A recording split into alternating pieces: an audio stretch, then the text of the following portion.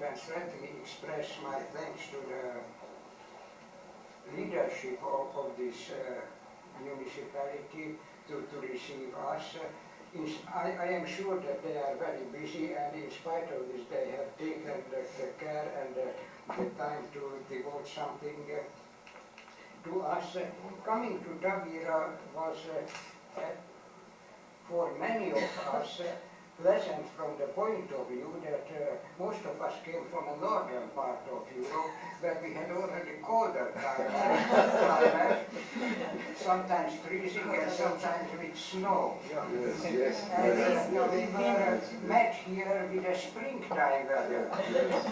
So all that I intend to say that I repeat my thanks to the Vice Mayor and to ask him to convey our thanks to his colleagues and his aides who are lining up to help us.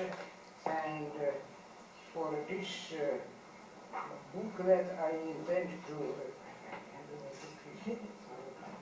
yes, which is a small booklet entitled Proverbios Europeus Europa Vanasona. It means a comparative dictionary of proverbs in Portuguese, English, and Estonian. And on this occasion, I should like to hand over this copy to Arvo Krickman.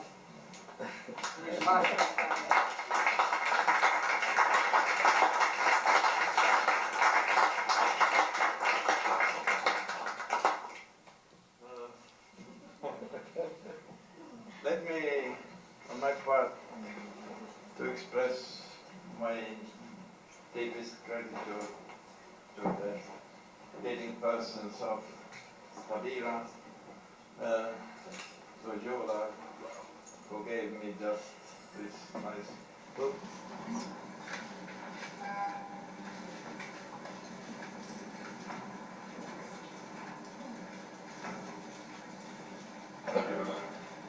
Signores and signores, ladies and gentlemen,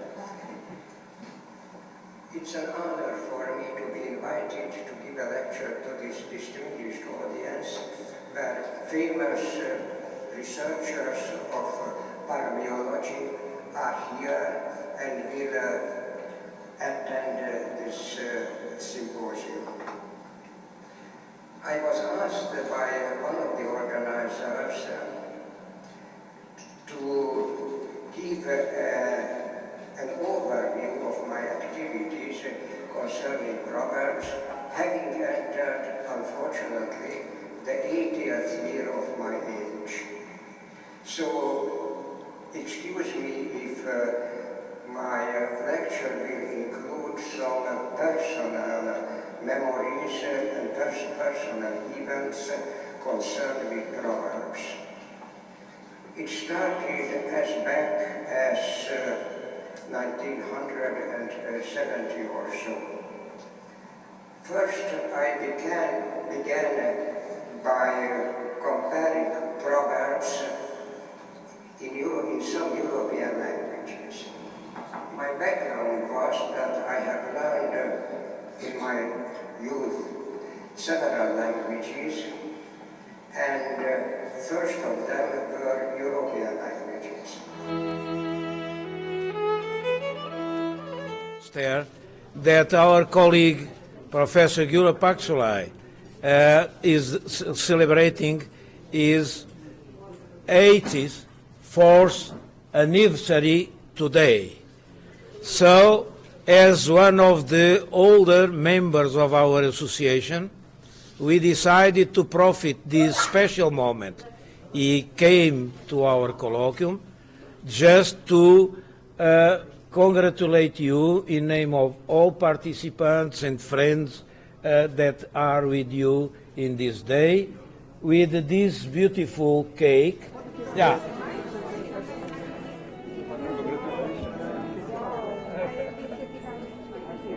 Okay.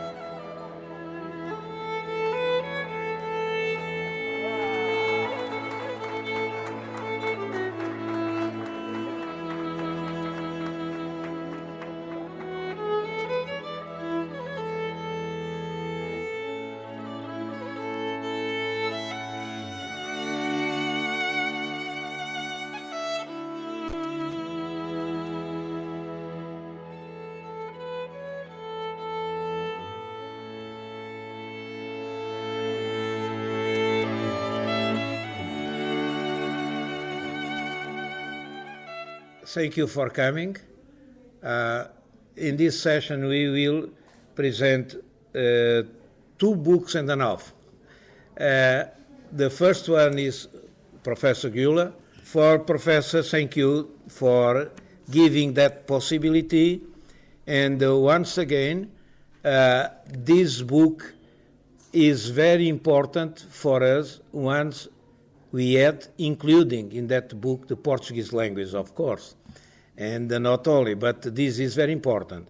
And according with our printer house, we have made one supplement that the persons from this library,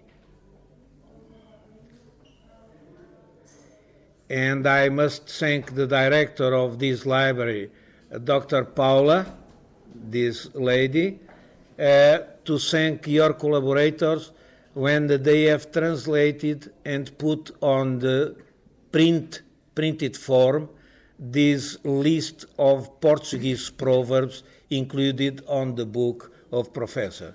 So thank you very much, is your word. According with the publisher, the book is €8. I recommend that you can buy all of them.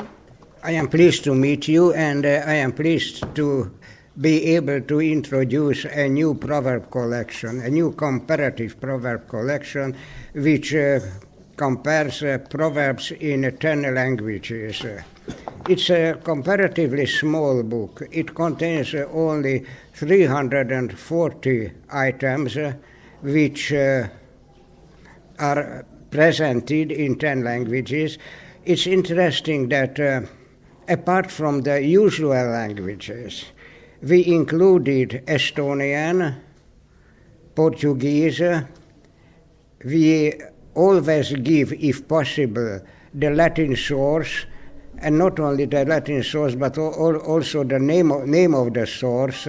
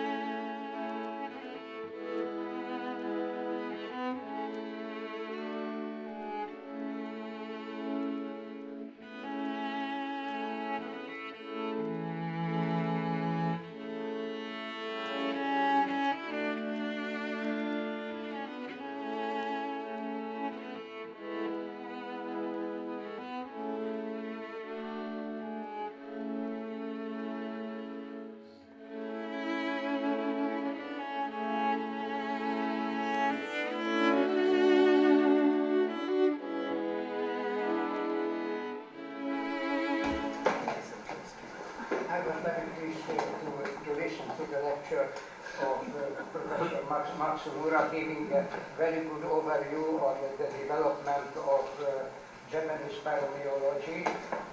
And as for the general item, I would like to mention, relating to the interrelation between Chinese and Japanese, that when the contact between the Chinese and Japanese was taken up, it was the time of the heyday of the Chinese culture, the so-called Tang era, when everything was copied from China, including the script, religion, architecture, and everything, just in the same way as Hungarians have copied everything from Western Europe when they entered the Carpathian Basin in the 9th century.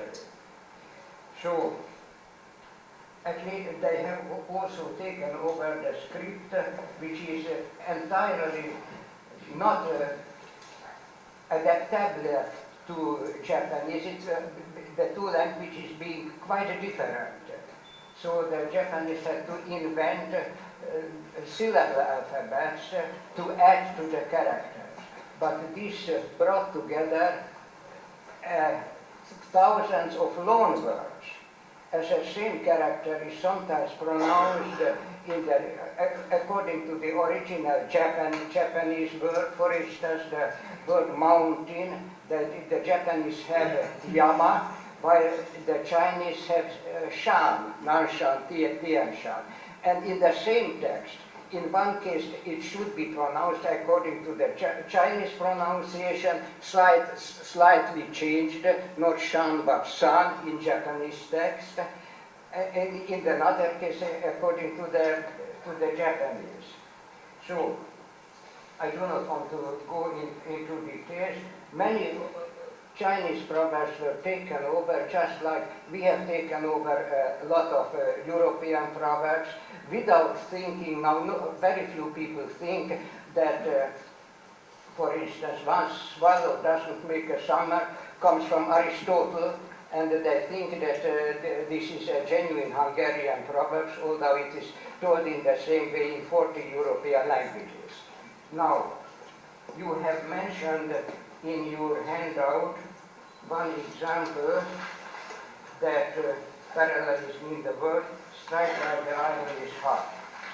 I would like to add that this proverb is given in 49 languages, 49 European languages in the book European Proverbs, and also in the equivalents in Arabic, Persian, Chinese, 4 different variants, Japanese, including the literal translation, what you also put,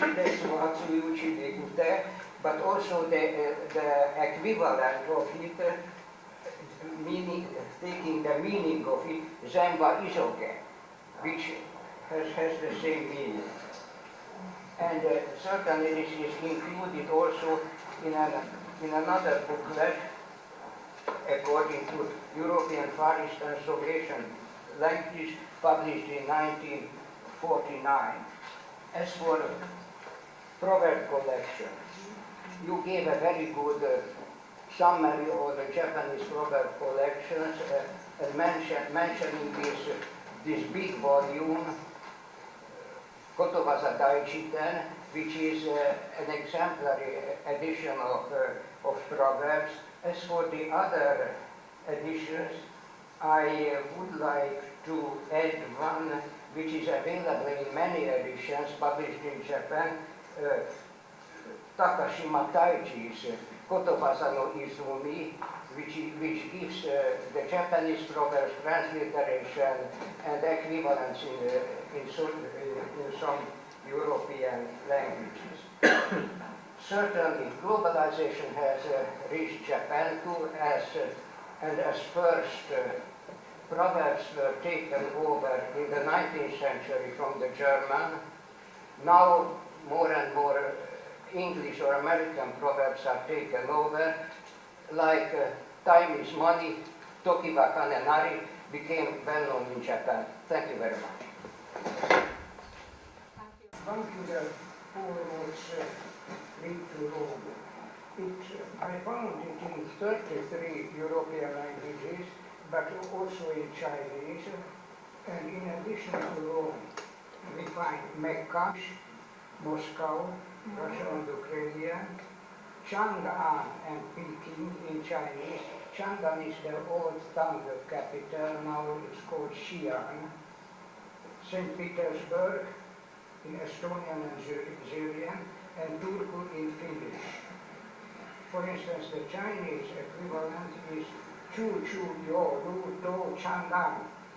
Everywhere the road is leading to Chang'an. This is the old capital, and for the new capital also exists. As for the other proverb, if an ass goes abroad, an ass will be returned. An ass is sometimes replaced by pig. It was found in 36 languages, and the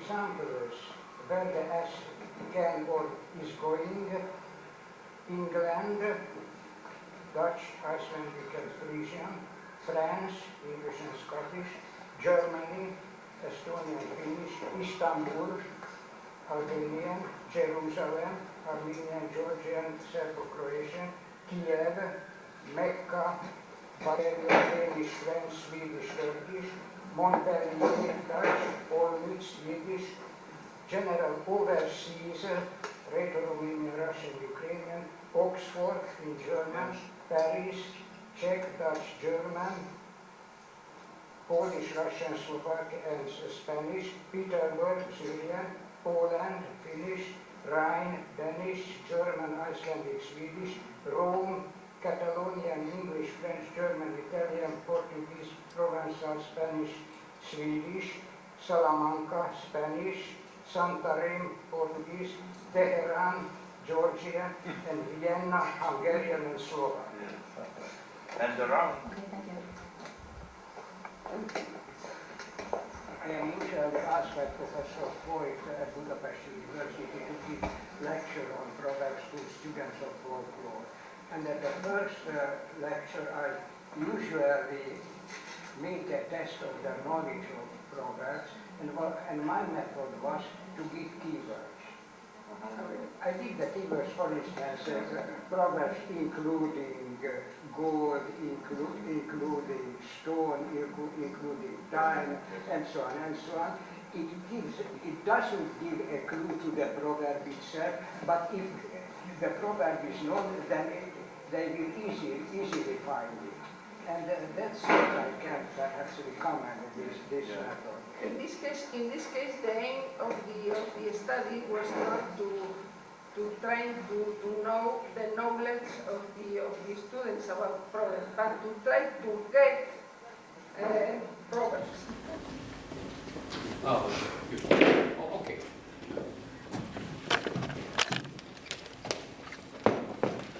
You have raised a fundamental question of paremiology, that's of the definition of proverbs and whether proverbs can be considered proverbs or not.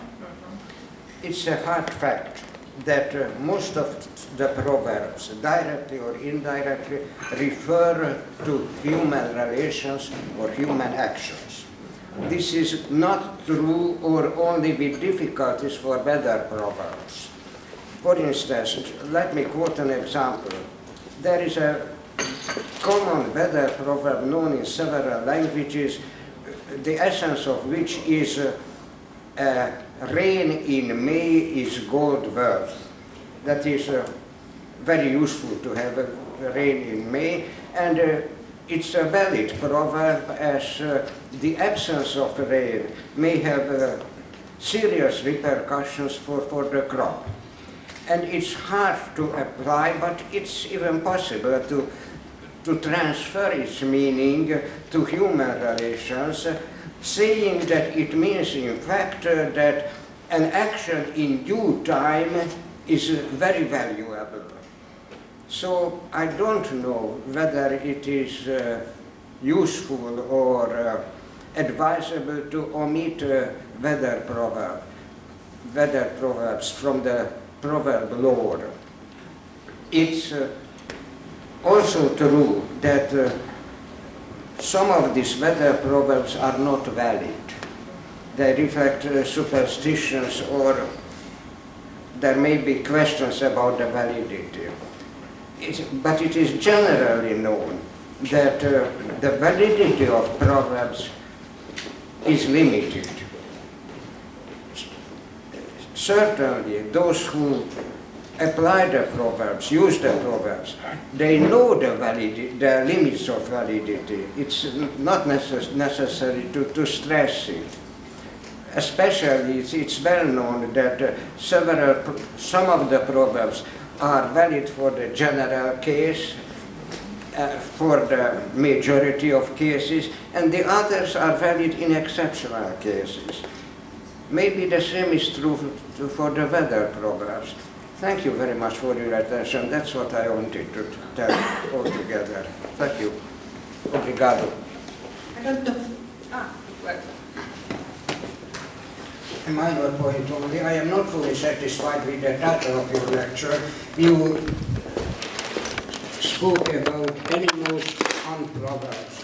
It would mean for the common listener that animals speak about proverbs or animals have some ideas about proverbs. I think is the opposite is true, and what you intend to speak about is animals in proverbs or something like that.